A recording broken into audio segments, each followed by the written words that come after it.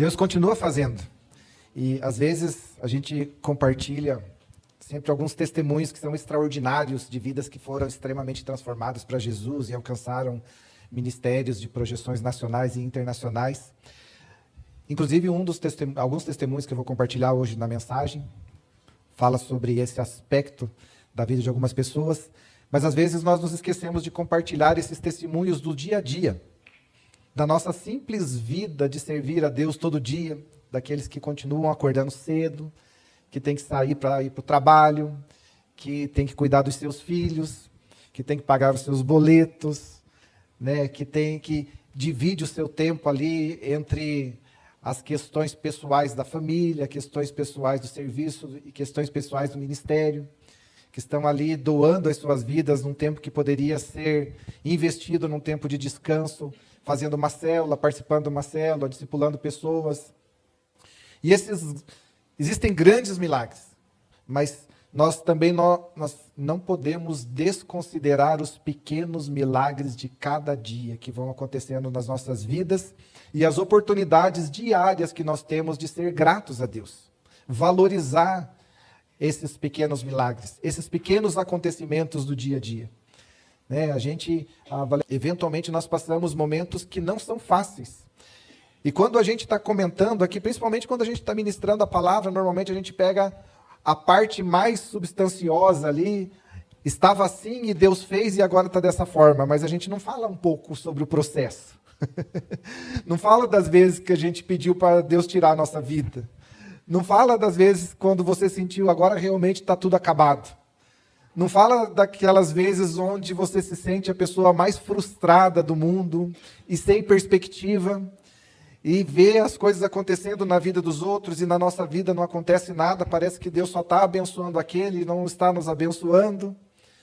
Não fala dos momentos onde a gente passa distante de Deus. Não fala daqueles momentos onde a gente até duvida da presença de Deus e da existência dele. Mas a gente permanece assim mesmo. E quando a nossa fé está lá embaixo, tem sempre um irmãozinho que Deus nos envia para caminhar junto com a gente, para orar por nós, para levantar a nossa mão, para nos segurar e atravessar os vales, porque depois de cada vale tem uma montanha, a montanha do Senhor. Através de cada deserto tem um oásis, né? Em breve nós teremos o evento das mulheres, um oásis. E essa é a vida cristã, essa é a vida com Jesus, é a vida do dia a dia, principalmente a vida que persevera, aqueles que perseveram no Senhor, né? Teve duas situações que aconteceram na minha vida que me direcionam. Eu tive uma visão com Jesus no começo do meu ministério e um arrebatamento. E essas duas situações foram duas experiências que elas estão tão vivas e tão presentes em cada dia da minha vida. E elas me trazem a esperança nos momentos onde eu vejo que tudo acabou. E lá no interior eu entendo que o que mais importa e o que nunca vai se fechar é o meu relacionamento com Deus. É a coisa mais importante. Todas as coisas demais fluem desse relacionamento. E dessas experiências. Né? Às vezes a gente compartilha aqui do culto, aqui do púlpito, encontros extraordinários, experiências extraordinárias. Mas, gente, não sei se com você é diferente, mas 97%, 98%, a gente pode dizer que a nossa vida foi forjada por Jesus. Na nossa decisão, sim. Na nossa renúncia, nós renunciamos muitas coisas. Mas muito mais em dores e frustrações. E nós somos forjados por Deus e conhecemos a Jesus de maneira íntima nas nossas dores e nas nossas frustrações. Então, se você está aqui hoje, talvez esteja com o coração meio que decepcionado por estar passando por dores. Cadê Jesus que parece tão presente na vida do pastor e na minha não? Saiba que talvez essas dores sejam uma porta que Deus está abrindo na sua vida para um relacionamento de intimidade profunda. Porque aquele que diz, eu nunca te deixarei, nunca te abandonarei, isso vale também nos momentos de dores e nos momentos de frustrações. Né, a Valéria comentou desse testemunho da minha irmã, que nós tivemos esse nosso sobrinho já com o diagnóstico de morte cerebral, e a gente perguntou para a médica, que era a chefe da UTI lá onde ele estava.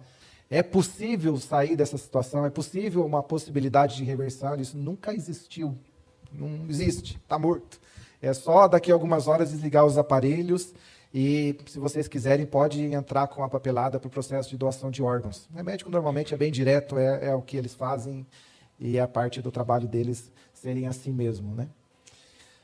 Quando a gente conta o testemunho, a gente dá glória a Deus, que coisa extraordinária, Deus fez um milagre, mas foram dias, semanas, meses de uma profunda dor, de uma profunda e intensa entrega diante de Deus. Minha irmã, 40 dias dormindo sentada, né, ali do lado e sem abandonar, e uma igreja que se levantou em oração, outras igrejas se levantaram em oração, porque Deus queria ver o milagre.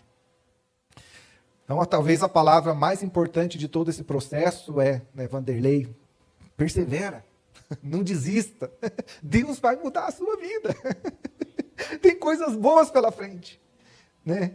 Então, quero dizer para você que está aqui hoje, de repente está passando por alguma fase difícil, persevera, não desista, porque é aquele Deus que diz, nunca te deixarei, jamais te abandonarei, ainda tem coisas boas para você. Ali na frente tem coisas... Amém. Sabe que, como eu estava falando, às vezes a gente lê muito a respeito de Deus. Tenho algumas caixas, estava comentando com o Juliano trouxe hoje um caderninho novo para começar a anotar as coisas. Cadê o Juliano? Tá lá. Eu estava comentando que eu tenho uma caixa, pelo menos uma caixa eu tenho, só de caderninhos de anotação, de anotações dos meus devocionais. E a gente anota muita coisa, a gente estuda muita coisa. E o pastor Hugo, na semana passada, ele foi muito feliz. Falou a respeito do perfume, que é algo que tem encantado ele, né? Eu vou falar de algo que também me encanta. Às vezes a gente pode aprender muito sobre receita de bolo. E você pode estudar, saber como que faz, como que coloca o açúcar, como coloca a farinha, o chocolate. E você aprende ali nos livros de receita tudo sobre como fazer um bolo, né? A medida certa, quanto que tem que ficar ali no forno, e você imagina aquele bolo quando você está lendo a respeito, você imagina como que vai ficar, você olha que bonito que é aquilo, e você pode estudar sobre receitas de bolo durante 10 anos, mas você pode resolver essa questão em 2 segundos, se você colocar um bolo na boca e mastigar, então é isso. Então isso que é bolo. Eu tinha uma perspectiva até diferente sobre tudo que eu li o que era bolo. Mas quando eu provei, eu entendi tudo sobre bolo. Quando me falarem de novo o que é um bolo de chocolate, eu não preciso ir em todos os materiais que eu tenho de receitas para dizer para você o que é um bolo de chocolate. Porque eu experimentei. Eu não preciso saber tudo sobre mel. Pode mudar o slide lá. Eu não preciso saber tudo sobre mel. Todo o conhecimento sobre a abelha, né, o dia que o pastor Sommer vem ministrar aqui, ele pode falar tudo sobre a abelha e tudo sobre mel, que ele entende sobre isso de maneira extraordinária. Mas se você já experimentou o mel, você vai falar o que é o mel. Eu não preciso saber tudo sobre oceanologia para saber o que é colocar o pé no mar, pisar na areia. Eu não preciso, é bom, eu não desprezo e aconselho a você buscar a palavra de Deus, ler livros, ouvir músicas.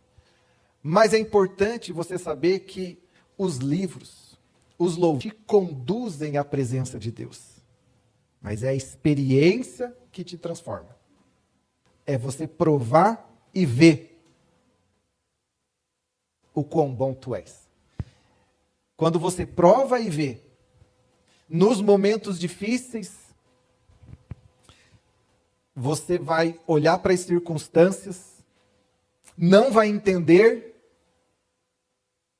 não coincide às vezes. Ontem eu estava ministrando um encontro com Deus, eu dei um testemunho que eu e a pastora Valéria, nós tivemos 2 gestações interrompidas, perdemos 2 bebês, E na segunda gestação, no ultrassom que nós fizemos, já foi diagnosticado que o nosso bebê tinha má formação encefálica. O natural seria que esse desenvolvimento ocorresse ali dentro do útero normalmente até o 9º mês, mas quando o bebê nascesse, ele nasceria e já ia morrer, porque não tinha a formação encefálica. E eu lembro que eu orei demais. Eu orei tanto, orei tanto, orei tanto. Eu lembro que eu ia em todos os apelos da igreja, lá na linha verde, me ajoelhava e ficava orando e clamando por um milagre. E sabe que em alguns momentos eu cria que Deus ia fazer um milagre. Mas numa das consultas que a gente teve, o médico nos chamou e informou que já não tinha mais batimento cardíaco.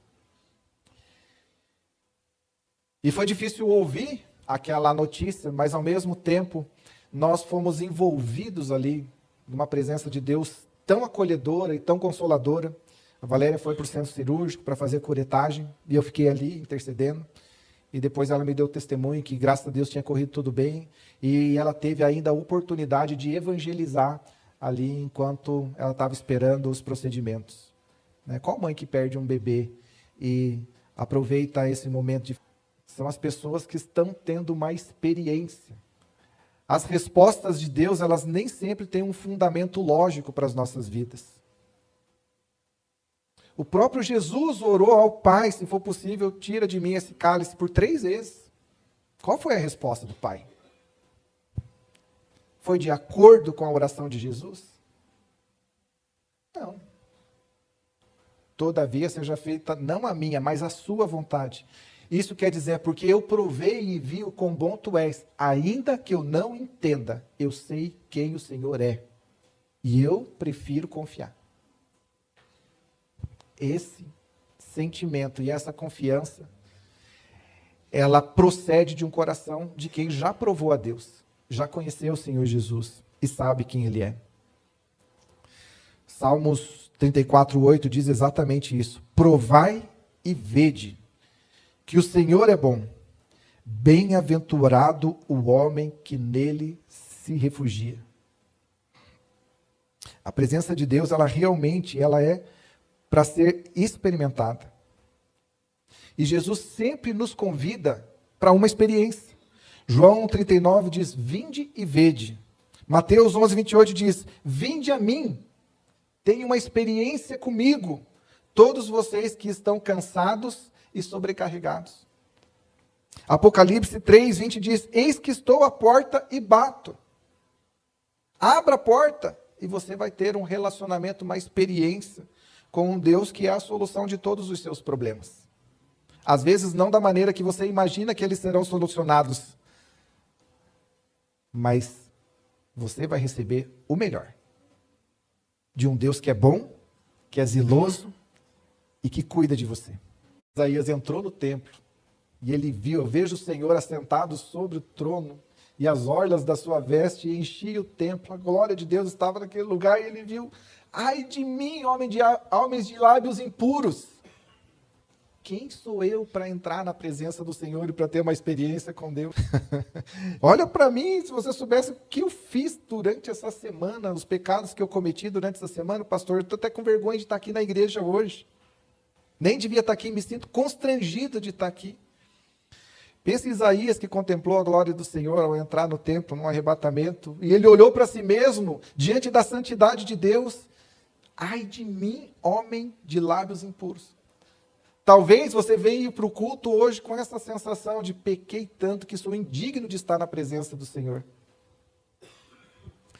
Sabe, mas não são mais as suas leis cerimoniais que te justificam para entrar na presença do Senhor. É o próprio Jesus, o amor dele que sai do templo e vai até você e te abraça e toca a tua boca com uma brasa.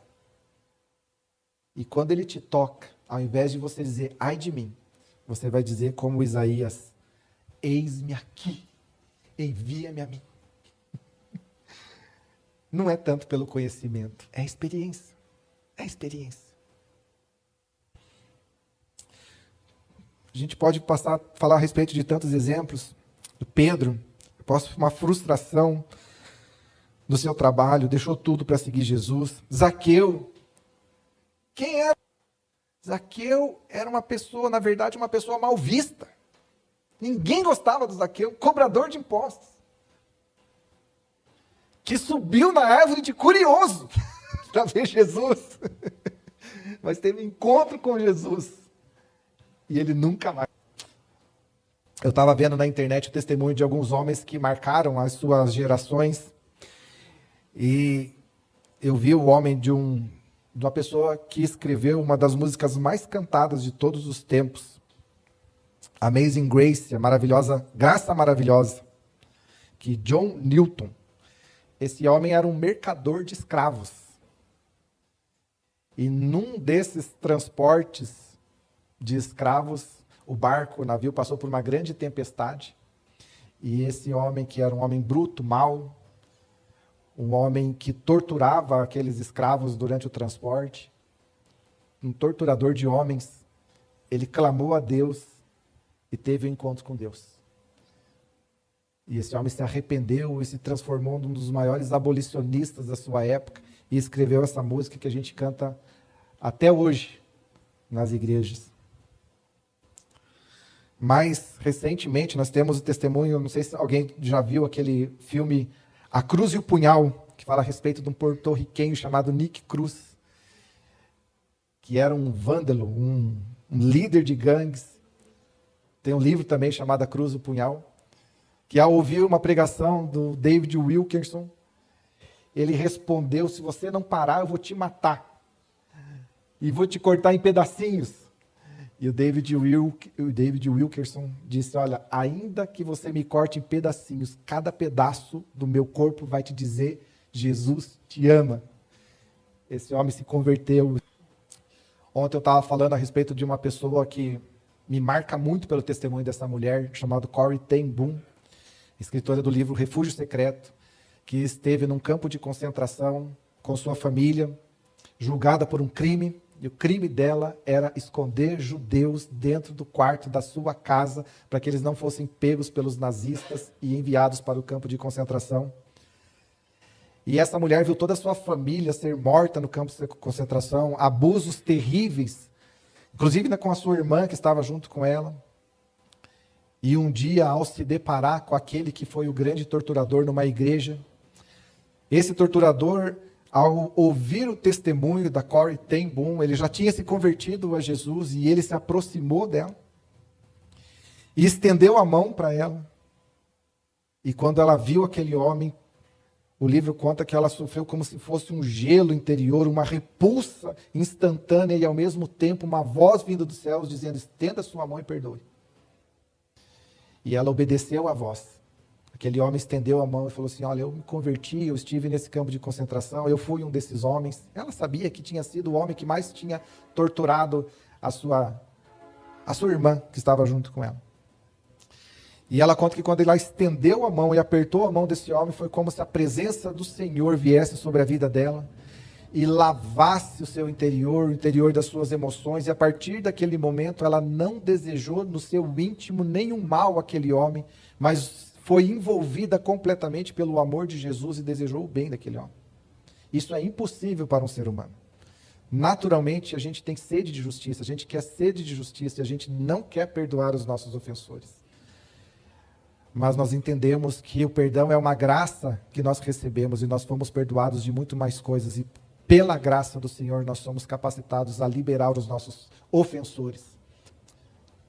Philip Yancey tem uma frase que quando nós perdoamos os nossos ofensores, nós descobrimos que vamos até, é mais ou menos isso, vamos até o calabouço das nossas emoções e abrimos a porta para que o prisioneiro seja liberto e, na verdade, descobrimos que aquele prisioneiro somos nós mesmos.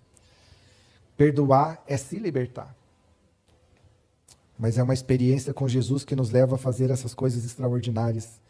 Esse milagre, que não é um milagre de uma cura de um câncer, não é um milagre de uma pessoa que é surda voltar a ouvir, não é um milagre de uma pessoa paralítica voltar a enxergar, mas é um milagre que leva uma pessoa consumida pelo rancor, pela ira, por sede de vingança, liberar o seu ofensor e receber no seu próprio corpo a cura do Senhor, a restauração, ser livre dos grilhões que te impediam de continuar caminhando e vivendo os sonhos e os propósitos que o Senhor tem para a vida daquela pessoa.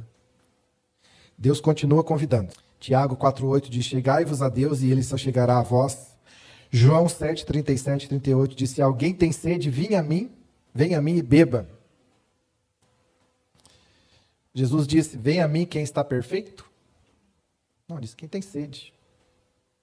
Se você tem fome, se você tem uma necessidade, venha a mim todos os que estáis cansados e sobrecarregados, e eu os aliviarei.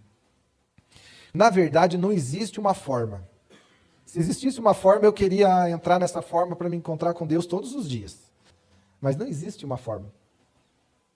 Mas tem algumas coisas que elas realmente devem ser consideradas na nossa vida todos os dias, para que no momento certo esse encontro aconteça. Primeiro é nos arrepender constantemente dos nossos pecados.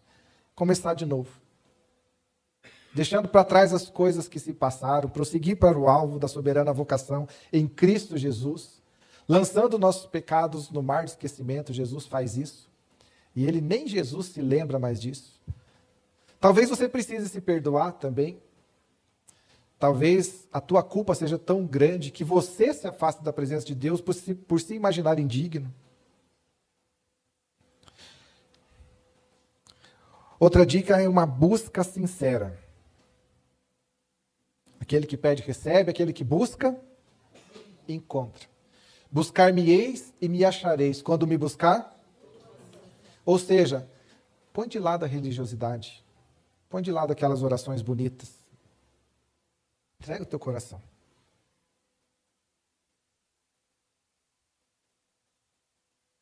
Fala a verdade. Abre o teu coração para Deus. Não queira ser religioso e santo diante de Deus, que você não vai ser. Não queira mostrar os seus feitos grandiosos diante de Deus, porque Deus não se impressiona com isso. Deus não se impressiona com grandeza. Mas olha, Jesus, já ganhei milhões de pessoas para o Senhor. É? E olha o que eu já fiz.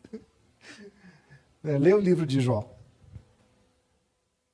Eu estendo os céus como cortinas, eu peso os montes em balança de precisão. Os reis da terra diante de mim são como gotas. Quem é você, bichinho de Jacó? Não chega tentando se justificar diante de Deus.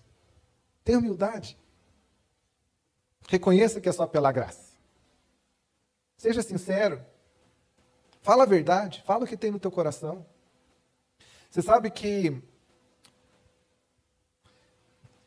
isso não é uma coisa que talvez devesse se pregar de púlpito, mas é uma verdade.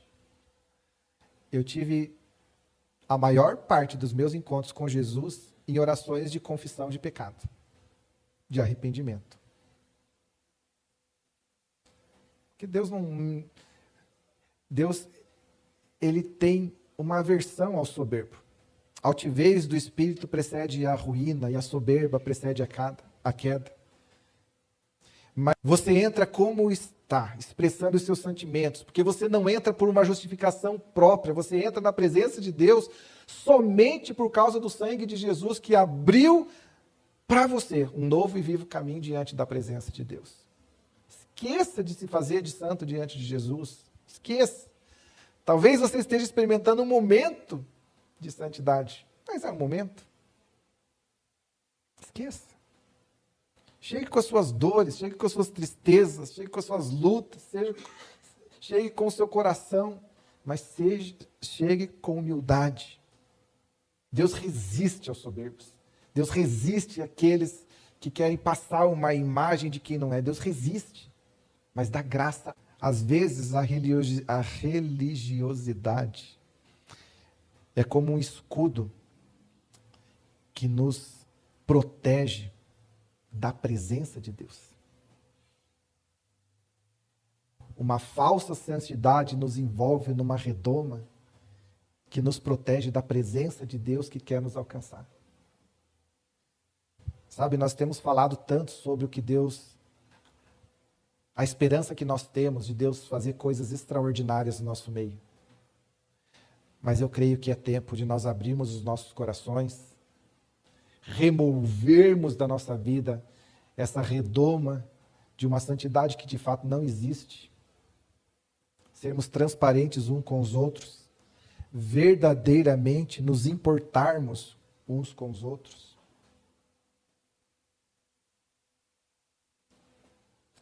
Agradecer a Deus pelos milagres.